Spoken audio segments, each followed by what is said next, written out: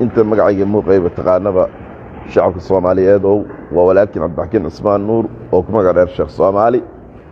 حرت الشيخة من يابوليس مينيسودا انت النعب دي انت يجعل انت يتاجرسن iyo inta iga soo horjeeda dhammaantiin waxaan idinku wada salaamayaa salaanta islaamka assalaamu calaykum waraxmatullaahi wabarakaatu ayaan leeyahay suga yaan idin leeyahay saaka sida aan idin sheegay qaybtii labaad baskii labaad iswiid eemi geeral ula badan Soomaali waliba ee dad daarood ayaa maanta waxa la keenay federal court xaaladdu waa saddex qaybood dadkii hore waa ka tira badan yihiin waana saddex qaybood waay xaaladdu aad bay u xun tahay magaaladan run ahaantii dawladdii baa qajishay xishootay meelihii lama ogola dadkii 600 oo qof dadka badan ayaa fara laga qaaday oo sawir laga qaaday dadkii waayeelka ahaa ayaa ku jira oo akoonadoodii xitaa dee la isticmaalay oo dadka waliba SIda qaadanayo guryaha dawladda deganaa ayaa akoonadoodii la isticmaalay marka 600 oo qof oo Soomaaliya oo county kasta oo magaaladana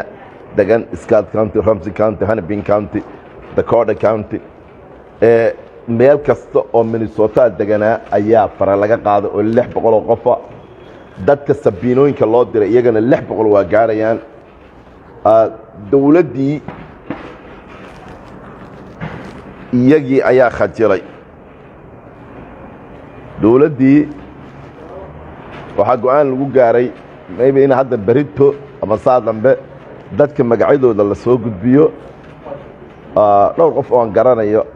baa ku jira asxaab waliba aan nahay kuwaan maanta la keenay dawladdii yani iyadii baa qajishay communitygii inay kacaan waxay noqotay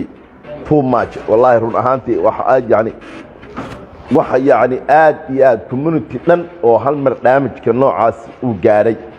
lama arag iyo lama maqal ayaa ka dhacday lama arag iyo lama maqal ayaa ka dhacday marka wallahi kulli xaaladdan xaalad fiican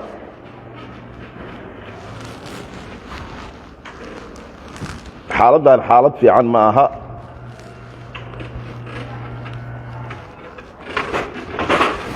dawladdu waxay go'aan ku gaadhay inaan dadkan miidiyahan loo yeelin laakiin magacyada in bari ilaa saa dambe ay soo baxaan oo joornaalada ku soo baxaan baa dhici karta laakiin qof kasta isaga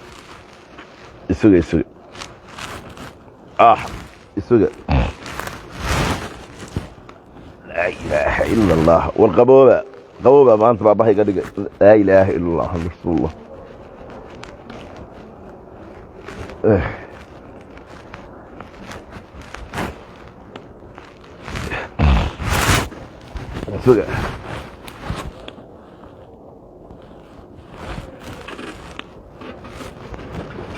dawladdu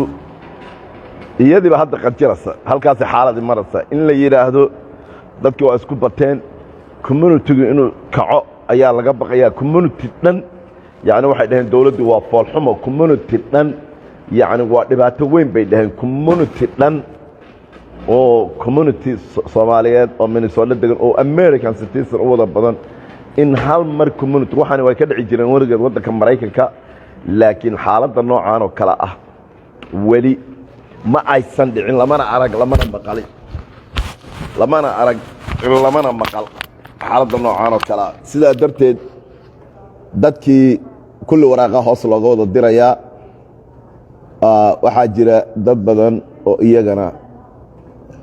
waayeel oo waliba maalin dhawada idin sheegay waxa la keenay 8 qof oo Soomaali oo waayeel ah iyo 6 qof oo iyagana ormo ah dadka waaweyn waxa ku dhacay kulligood waxa loo qabtay public defender public lawyer-ka dawladda oo lacag la'aan ah kulligoodna tarjubaan ayaa loogu yeeray dadkaas oo dhan sababta arinta ay dowladdu u sameeyeen waxa weeye dadkii waaweynaa luuqaddii ma yaqaanaan waxaana dhibaateeyey oo dhibaatada geliyey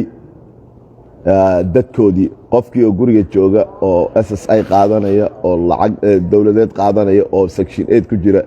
ayaa qof faamiligiisa u tagay wuxuu leeyahay eed ama adeer kaalay boqolkan kun akoonkaa noogu deposit gare lacagta si yar looga soo saaraya qofka weynaana $1 baa la siinaya qofka kunkii baa wax weyn laa because incomekiisa oo dhan baa bishii 800 ah marka dadka waaweyn dhibaatooyinka la geliyey dadka weyna way ka badbaadayaan wayna hadlayaan walaasha ubax aad baan kuu salaamayaa dadka waaweyni way hadlayaan iyaga qiil waa loo helayaa sababta waxa weeyaan luuqadna ma naqaanay leeyihiin waxna ma qorno waxna ma akhrino marka qof kasta oo faamiligiisii dhibaateeyo qof weyn horta qofkii weynaa dhibaato ma soo gaarayso arrintaas waa arrin aan idiin hubo 100% dhibaato soo gaaraysa haba yaraato ma jirto arrin kalena way soo baxday iyadana aan rabo inaan la wadaago oo ah arrintii masaajidka arrintaas lagu qabto dowladdu lama wareegayaan laakiin shakhsigii sameeyey ayaa la jaaj garaynaya sababtoo ah waddankan diinaha aad baa loo ixtiraamaa aad iyo aad ayaa loo ixtiraamaa mana la taaban karo marka masaajido badan oo cuntada lagu qaybiyey baa jira oo cuntada qaybiyey oo yani khaladaad badan baa jira khaladaad badan wuu dhacay oo xagga dowladda aad ba khaladaad badan u dhacay laakiin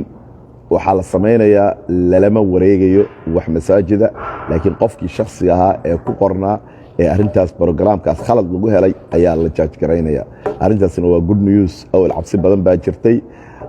run ahaantii waxa meeshan ka dhacay soomaaliya wax yar maaha maanta ka warrama haddii dowladdii maraykanku ay xishoonayaan iyo state of Minnesota ay leeyihiin yani yaan media loo yeeri yani dadkii wax isku batay waa fadeexad ka weyn ma jirto community dhan oo 600 oo qof dad ka badani hal mar criminal noocan oo wada felony ay faraha la galayaan oo culimo leh oo business leh oo aqoonyahan xitaa ka buuxa oo hooyooyin leh oo abbayaal leh family dhan saarkaseen family dhan oo 6 qof oo walaalo ah iyo hooyadooda ku wada jiray maamo iyo labadeed wiil iyo gabadheedii baa ku jiray yani dad dhan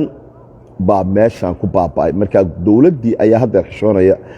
maxkamadaha qaarkood waxay ka dhici doonaan la geyn doonaa baa layidhi New York dadka waaweynka ah oo federal judge-ka ayaa loo geyn doonaa xaggaas iyo New York xaaladdu de waa taas Soomaaliya marka de maanta waxaasaa dhacay insha Allah waana idinla wadaagi doonaa wax alla iyo wixii soo kordha hadduu ilaahay yiraahdo aad baan dhammaantiin idin wada salaamayaa meel kasta joogtaan barnaamijku waa ka baxayaa saakan soo baxay marka gudihiina lama ogolay in lala galo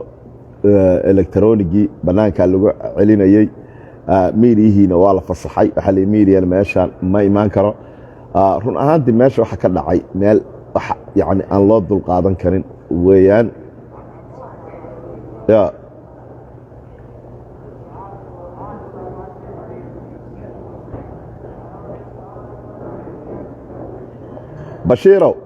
bashiirow ii soo dir luuqa ii soo dhig